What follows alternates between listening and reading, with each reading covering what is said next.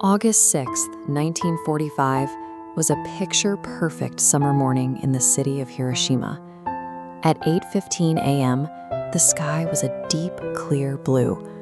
Commuters were filtering into their offices, and children were sitting at their desks for the first period of the school day. High above, an American B-29 bomber released an unidentified object. It fell through the crisp morning air in complete, eerie silence for exactly 43 seconds. Then came a blinding light. It was so intense that for a few seconds it robbed the entire city of its sight. The detonation created an instant fireball. Ground temperatures spiked to an unfathomable 4,000 degrees Celsius. In the blink of an eye, 80,000 people were completely vaporized, leaving nothing behind but black shadows permanently seared into the stone. For the survivors, the confusion was immediately shattered by the blast wave. A hurricane of shattering glass and flying debris leveled 70% of the buildings. Anyone looking for medical help was left stranded. 90% of Hiroshima's healthcare workers had died instantly. Half an hour later, the sky turned completely black. The radioactive dust from the explosion mixed with atmospheric moisture, and it began to rain. But this rain was thick, greasy, and completely toxic, dripping poison onto the skin of the severely dehydrated survivors.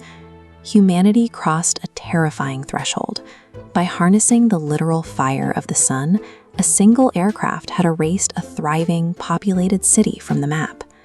To understand how the world reached this apocalyptic moment, we have to rewind.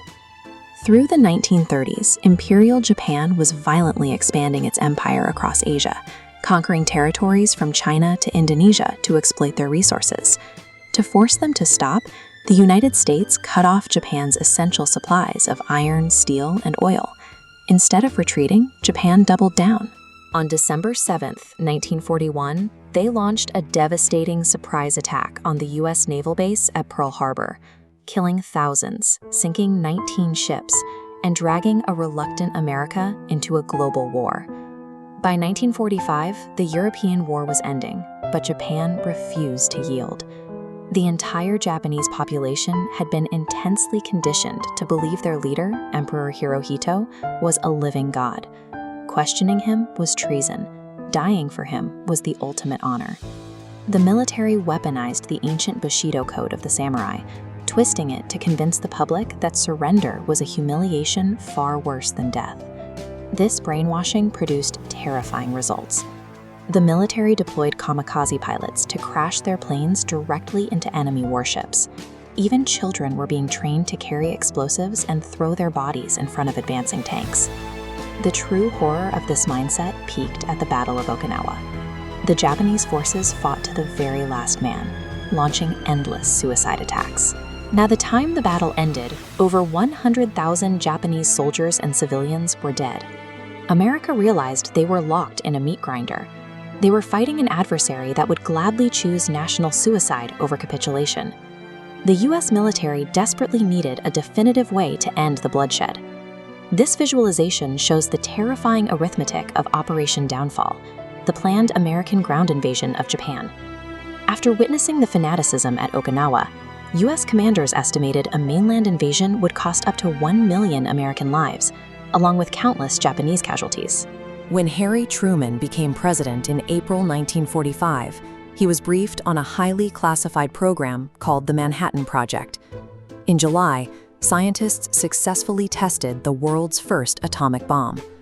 Truman saw this unprecedented weapon as a clear-cut blessing, a way to force a surrender without sending 1 million men to their deaths. On July 26th, the Allies issued the Potsdam Declaration, demanding Japan's unconditional surrender. The document promised prompt and utter destruction if they refused. The Japanese emperor ignored the warning, so Truman authorized the strike. On August 6th, the bomb, ironically named Little Boy, was dropped on Hiroshima. Even as reports filtered back to Tokyo that a single blast wiped out an entire city, the fanatics in the Japanese Supreme Council refused to meet. To them, it was just another bombing. they still absolutely refused to surrender. 3 days later, America delivered its ruthless response. A second, much more powerful plutonium bomb named Fat Man was dropped on the city of Nagasaki, instantly killing another 40,000 people. Hours before Nagasaki burned, the Soviet Union had declared war on Japan, violently invading their occupied territories in China.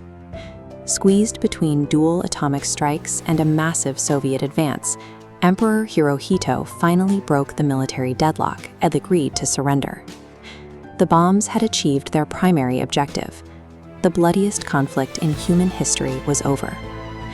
But for the innocent people caught directly under the blast radius, a totally new, lingering nightmare was just beginning.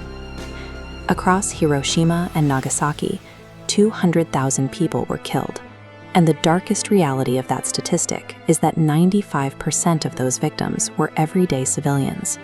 They were office workers, mothers, and school children. Those who survived the initial blast faced a lifetime of agony. They endured severe disfigurement, passed disabilities down to their children, and suffered from agonizing radiation sickness and skyrocketing cancer rates.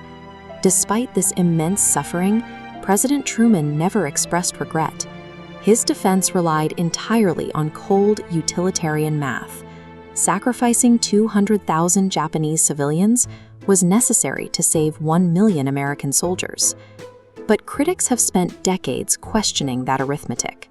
Could the US have dropped a demonstration bomb on an empty island to prove its power? Would the massive Soviet invasion have forced Japan's surrender anyway, without the need to annihilate 2 civilian population centers? A modern psychological thought experiment suggests a brutal test for this kind of logic.